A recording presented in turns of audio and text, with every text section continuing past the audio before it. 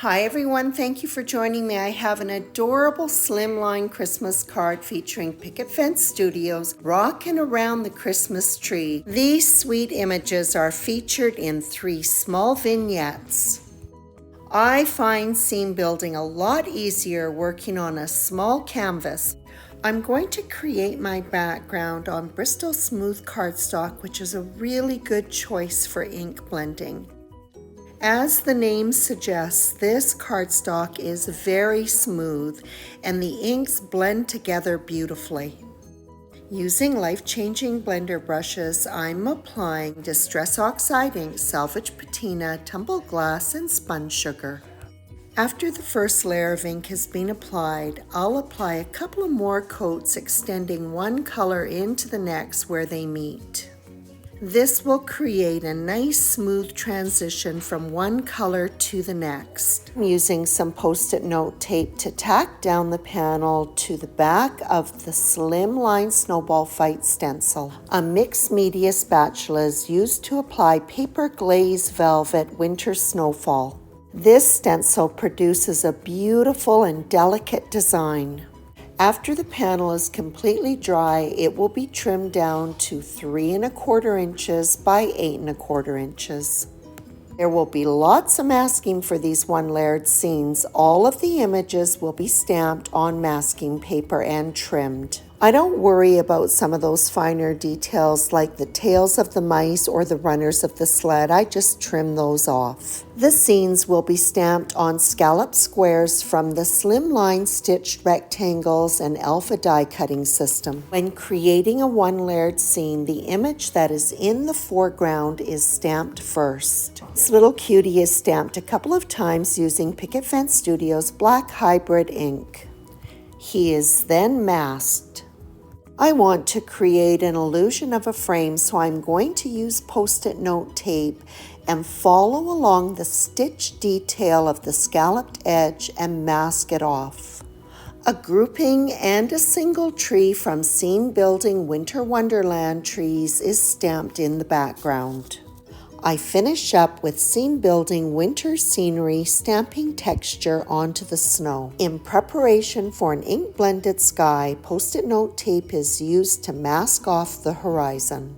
The skies are created using the same colors that were used on the ink blended background that is stenciled where each vignette will sit. For this particular vignette, I'm using the life-changing blender brush to apply spun sugar, but I'll also add in just a little bit of Salvage Patina right along the horizon.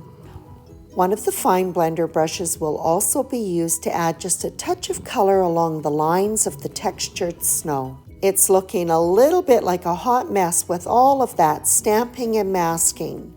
But before it comes off, I'm first going to spatter it with Dr. Martin's Bleed Proof White. Still need to do the Copic coloring, so I don't want any of that snowy texture on the images. And now my favorite part, removing the masks. The process for creating these one-layered scenes for each of the vignettes is exactly the same, so I'm not going to be showing the other two. The reveal for the second vignette is so dramatic that I thought I would include it. I used the large grouping of trees from the Winter Wonderland Trees stamp set, and once the mask went on, the mouse completely disappeared. So removing all of the masking from this vignette was definitely a reveal. And for the third vignette, I'm just going to show how I get the mouse positioned on the sled. After the snowy texture and hill has been stamped, then the mouse is stamped and he kind of looks like he's flying through the air right now. The mask is put in place. The sled is positioned so it sits over top of the mouse and stamped. And at the end, when all the masking is removed, the mouse is positioned on top of the sled. The card base, 8 1/2 inches by 3 1/2 inches, is masked with black cardstock before the stenciled panel is adhered. All of my images will be Copic colored. The images are small, so the coloring is very fast and easy. I'm not using very many markers. All of the mice will be colored with N6, 4, and 2, and I'll use a little bit of R20 in the ears. And after I've applied some of that pink, I'm going to tone it down with my lightest gray. I color darkest to lightest.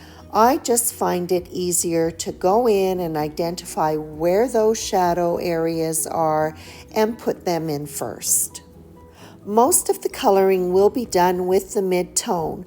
Where it meets the dark tone, I do a little scrubbing motion to blend them together. And I leave a little bit of white space for the highlights and add in my lightest gray. Santa's suit was colored very simply, just using two markers, R29 and 24. And after the suit is colored, I'm going to use a W00, a very soft gray, to add in some shadows on the beard and the trim of the hat. To color the trees, I start off with my darkest green, which is YG93, and apply it along all of the lines that indicate the layers of the branches.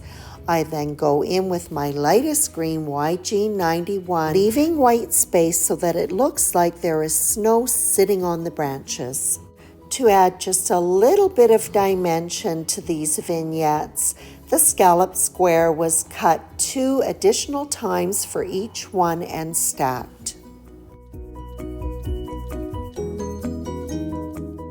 A silver jelly roll pen was used to add just a touch of shine to all of the lines of the snow.